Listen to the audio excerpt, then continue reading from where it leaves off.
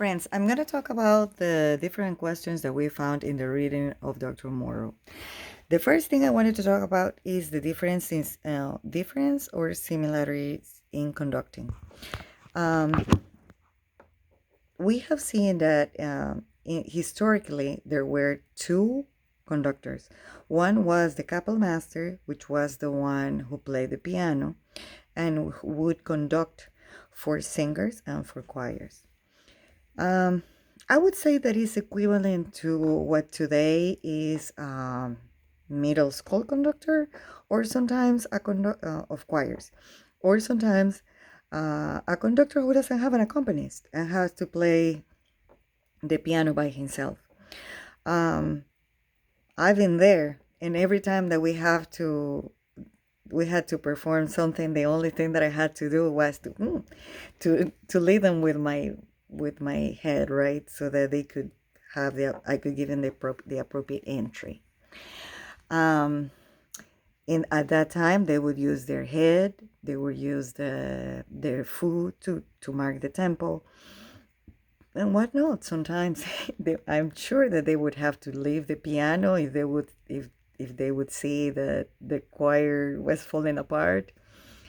And it was interesting to see to read in the book how it said that the kapellmeister would leave the piano and would just start banging their arms. Of course, out of despair, you can do everything. Now, the concertmaster was the one equivalent to the first violin, right? Which is still the concertmaster, and which is the one who gives the interpretation, or used to give the interpretation for the orchestra. I would say that today is not only the interpretation. I just think that is more about tempo and how the bows um, are gonna be moving, right, the correct direction, so that everybody has the same type of sound performed by the bow and the violin. It should have been interesting to see the battle that the concertmaster and the kapellmeister had. What if they didn't look each other? They should have been a disaster. The one trying to fix the violins, the other one trying to see the choir. Maybe that's why at the end, somebody just told him, "Hey, let's just make a an orchestra conductor, so that you guys don't kill each other." Interesting. Okay. About the difference of instruments to the history, I mean, I don't know. Well, of course, no here in America, but even until a few years ago in my country, it was like something like a luxury to have a girl in the house playing the piano, for the father to say, "This is my daughter, the one who plays the piano," and to have all the friends there admiring how the daughter would play the piano. Right, that was my father did, and it's more or less what happened during history. I mean, the people would love to have a lady in the house hosting like little parties where there would be a girl playing the piano. Even though, of course, we all know that there have existed a Liszt, who, by the way, ruined our lives because he was the first one who played by memory. Now all the pianists have to play by memory in a concerto, otherwise we're not good pianists. But that's a part.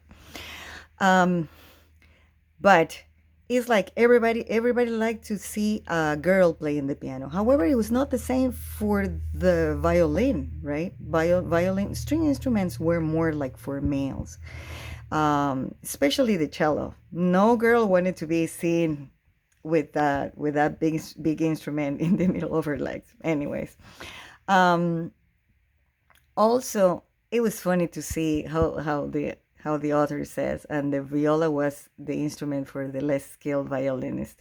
If I say something like that to my friends, I swear they are gonna kill me or not talk to me the rest of my life. Um, oh, and the continuo. I wanted to reinforce the fact of the continuo because the continuo was the instrument for the orchestration. Even today, in those baroque